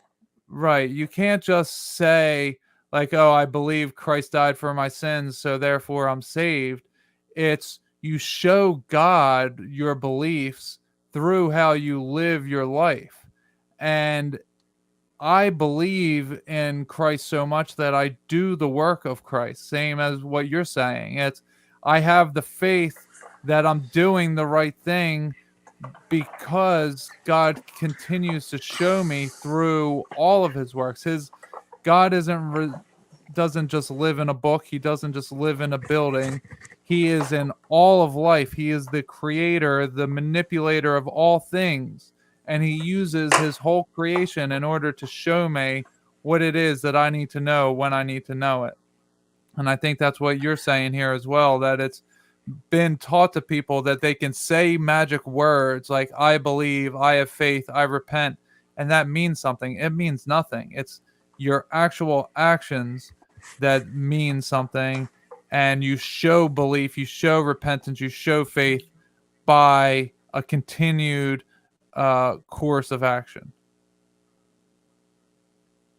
Yeah, exactly. 100%. And yeah, I didn't really think about it like that. It's like, yeah, we a lot of people will hold our past against us. It's like, hey, dude, like the real alchemist, the real magician, the real initiate, and I'm talking about spiritual initiate, not no Masonic bullshit. I'm talking about the real spiritual initiate knows you got to go through hell to get to heaven. You have to turn iron situations into golden ones through your actions, right? They talk about, well, you got to turn iron into gold, and they say, oh, the man with the most iron gets the most gold, right? That's sure. If you're a freaking Freemason or a Templar, if you have the most iron, you can steal the most gold.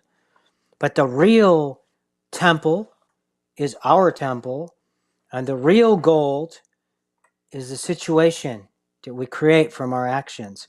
And a lot of times with everything happening right now, there's a lot of people that are afraid, what's going to happen next? Oh my God, this and that. Let's take Christ, for instance.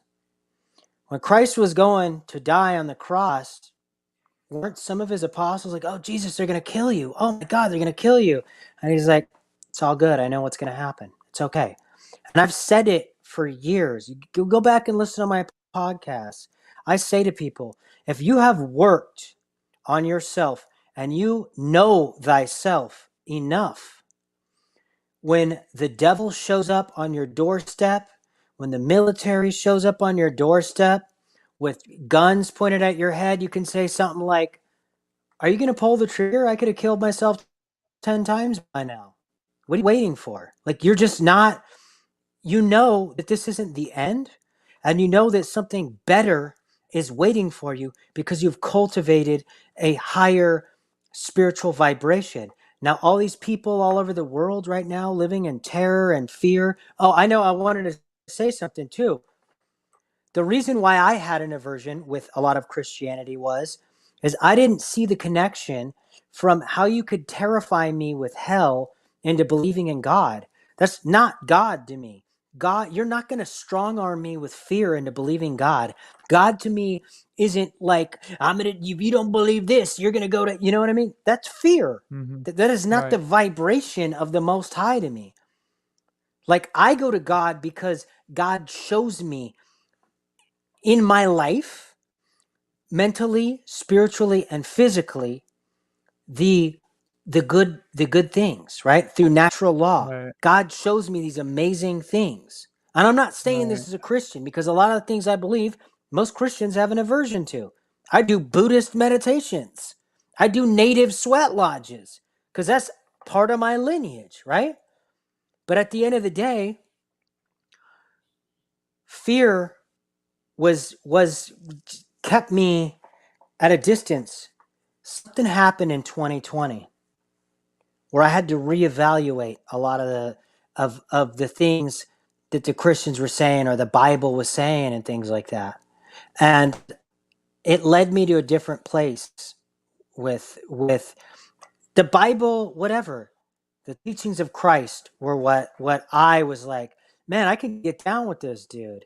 He doesn't like the church, he doesn't like the politicians, and he doesn't like the moneylenders, the fucking banks, the people that are destroying everything right now, the Federal Reserve. That's what Christ was fighting against, right? People like that. Mm-hmm. And he was living a spiritual lifestyle. He was loved the animals. Right? I love animals. He loved the less fortunate. He saw weakness, not weakness to desire, but actual weakness as strengths in some ways. And when he needed to be fierce, he was fierce. He stepped up to the plate. Again, we talked about this earlier before the podcast. The meek shall inherit the earth.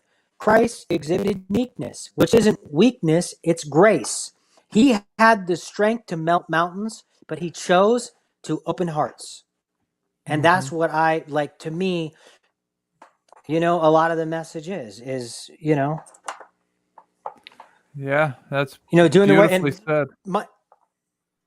my next feat, because I was in Alaska the last 2 months tattooing and working my butt off.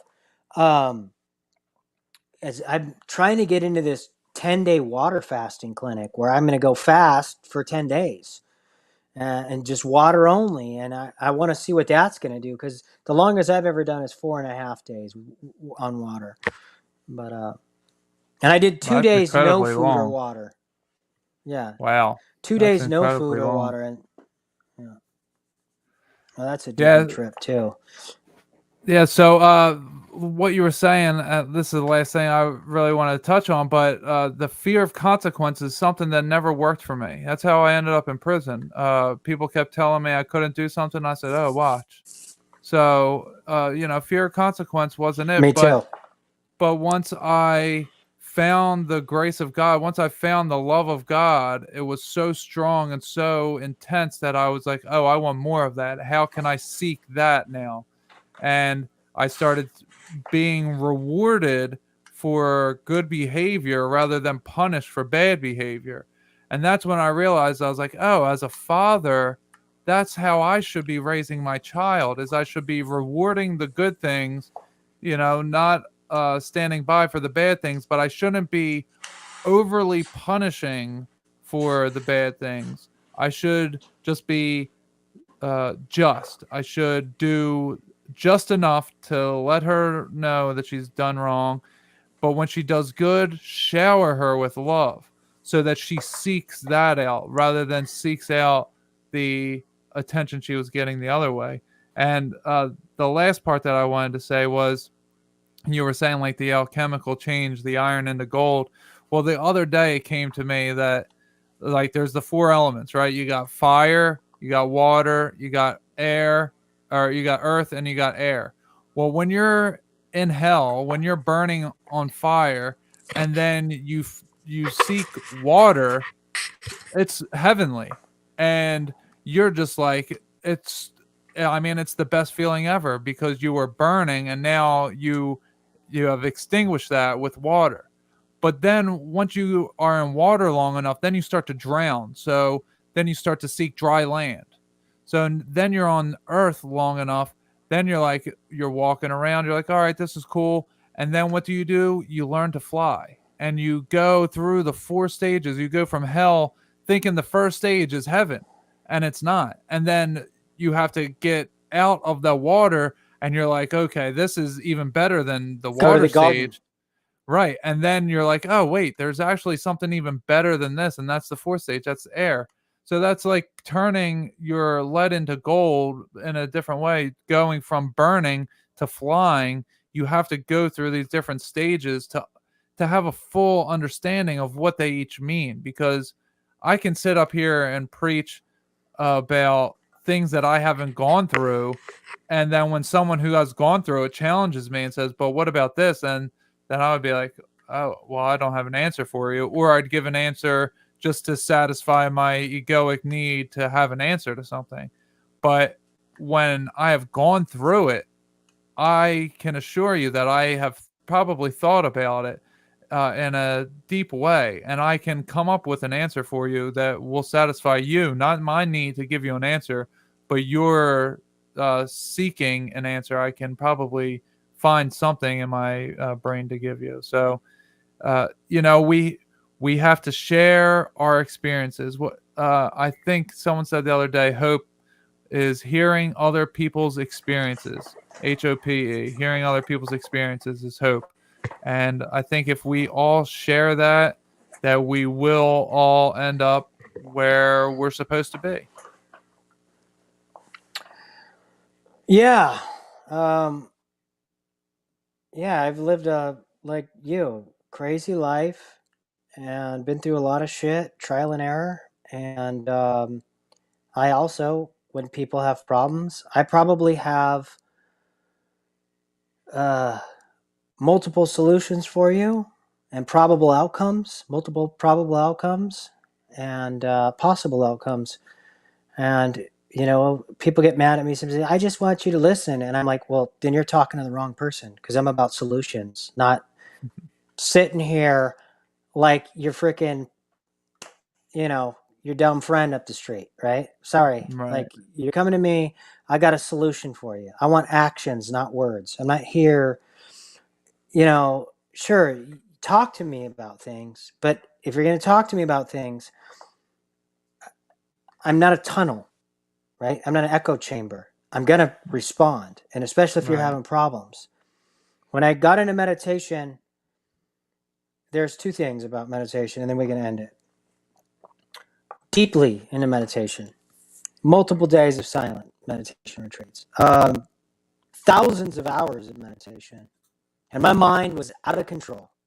The most ADD person I knew was me. I'm still ADD for sure, but I realized why meditation is so powerful.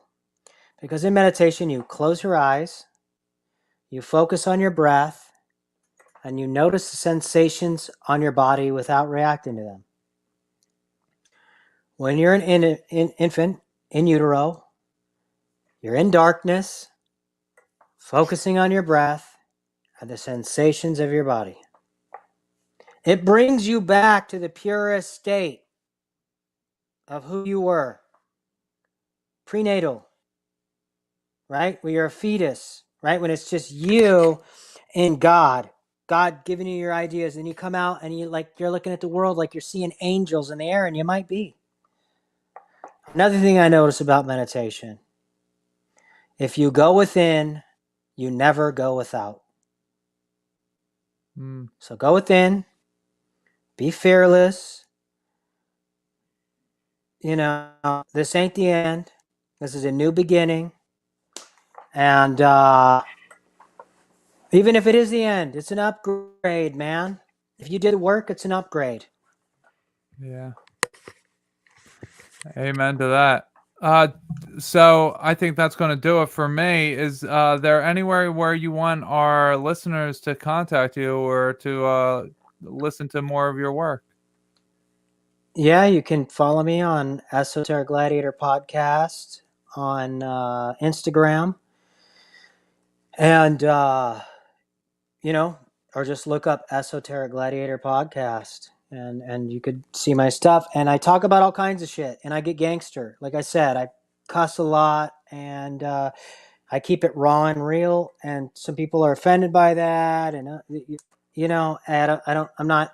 I'm me. And the message is always set with purity and intention. And it's not for any other reason. I'm not saying it to offend people. I'm saying it to help change lives, dude. And sometimes I didn't learn the easy way. And I know a lot of people don't learn that way. It's a lot of people like, it's not what you say, it's how you say it. And I'm just like, well, I don't know how to feed you a chocolate covered shit sandwich. To me, it's just, I'm going to tell you what it is. And that's my and I'm not saying it's right. I'm giving you my interpretation, and I tell it. And I tried to soften myself up for this podcast, but again, like I'm in full blown Jesus flipping the tables in the frickin' against the scribes and Pharisees mode these days. And that's just the way I am. And I share love and light when I can. And, I always finish my podcast with mind, body, spirit, love, healing, truth. And we're out. Yeah, I recently stopped cursing when I started getting into I word wish I magic. could. Yeah, you have to be really mindful. I stopped doing it because of the word magic, and I just had the thought one time of I'm just continuing on the curses that my ancestors put on my DNA that is now I've inherited, and I'm just repeating those curses every time I said something. And that it just like had this profound effect on me. I'm like, I gotta stop doing that. So I still do, from time to time, but I'm trying my best to do away with the generational curses. Yeah, I get that. I just look at it. It's like they're like adjectives or whatever. It's like, oh, that was great. Oh, that was fucking great. Yeah, you know what I mean? Like, it just adds I'm not something judging. to it. It's like, yeah, no, but I get it. Like, you know what? I may have to figure out a way to do a curse fast. You know what I mean? I may have to try, because it's like those things where I'm just like, oh, you don't want to get in the cold water, huh? Well, that's where you're going. Oh, you don't want to meditate? Looks like you're meditating. Oh, you don't want to work out? Well, it looks like you're going to the gym. Yeah. Like if I'm scared of it, I should do it. I'll leave you with this. Have you ever listened to any deliverance podcasts or YouTube channels or anything? That sounds familiar. Maybe you could send me a link to that. You got my phone number now. Yeah, so check out Art Montgomery on YouTube. He does deliverance on people. He like calls demons out of them. Next time you're doing some deep breathing, throw that on and just listen to it. Listen to the words he's saying while you're doing your deep breathing. and watch what happens. It's incredible. It'll call some You- demons all out right. of you that I'm are gonna deeply come back. buried in you. I'll rewatch. I hope so. Oh yeah, I do it fairly often. It's very Are cleansing. you gonna send me a link to this? Yeah, I'll send you a And link. just so you know, I'm gonna be heading to the south, and I'm hoping that we can do something like face to face or meet up. And I don't know what part of Georgia you're in right now, but Yeah, we can definitely do something like that. Yeah, no problem at all. So here, let me end Awesome. the podcast real quick, and then yeah. all right. So everybody, you have a good night. Thank you all for coming out. Make sure that you hit the like button and leave a review, all that good stuff, and we'll see you on the next one.